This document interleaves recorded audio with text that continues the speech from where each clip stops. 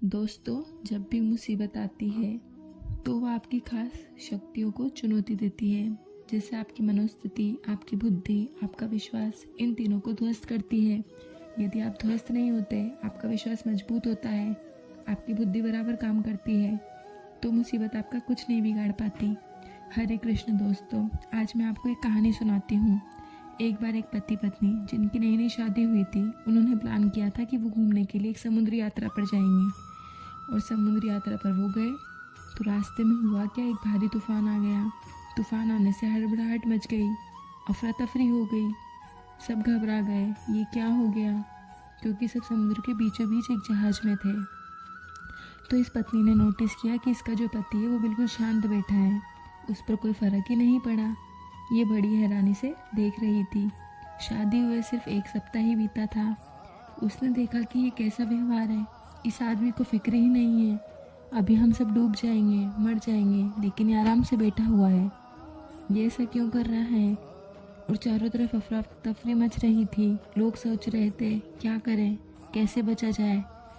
तो इस पत्नी से रहा नहीं गया। इसने अपने पति से पूछा कि आपको पता है ना कि बाहर तूफान आ गया है, लोग बचने के लिए इधर उधर भाग रहे हैं, आपको पता है ना हम फंस गए हैं, और आपको कोई फ़र्क ही नहीं पड़ रहा है, आप चुपचाप बैठे हुए हैं, ऐसा क्यों कर रहे हैं आप। पति ने मुस्कुराते हुए कहा, अच्छा ऐसा हो गया है क्या, और पास में पड़ा चाकू उठाकर अपनी पत्नी की गर्दन पर रख दिया और कहा, तुम्हें डर लग रहा है। पत्नी ने कहा, मतलब मैं समझी नहीं, ये क्या पागलपन है।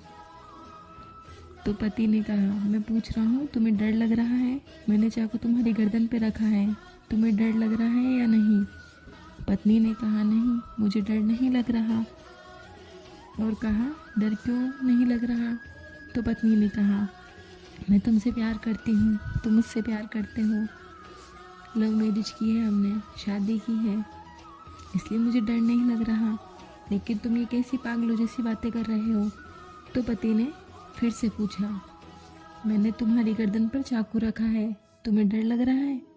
तो पत्नी ने कहा, अरे बताया ना मुझे डर नहीं लग रहा। तो पति कहता है कि तुम्हें डर इसलिए नहीं लग रहा क्योंकि तुम्हें मुझ पर विश्वास है ना।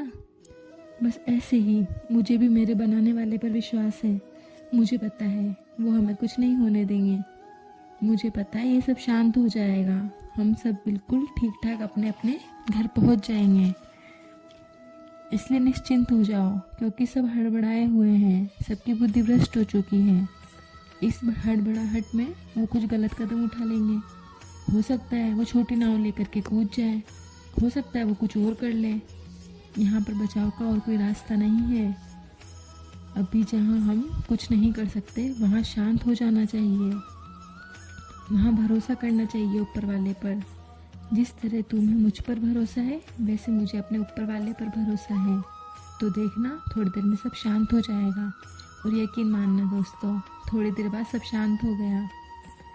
जब भी हम विश्वास रखते हैं और अपने विश्वास को मजबूत रखते हैं, अपनी बुद्धि को हर परिस्थिति में संतुलित रखते हैं, बैलेंस रखते हैं, और जब हमें पता है कि हम कुछ नहीं कर सकते, तो इस स्थिति में हमें शांत हो जाना चाहिए, हमें एकदम रिलैक्स हो जाना चाहिए, हमें अपने मन को शांत रखना चाहिए, क्योंकि अशांत मन आपसे कुछ भी गलत करवा सकता है।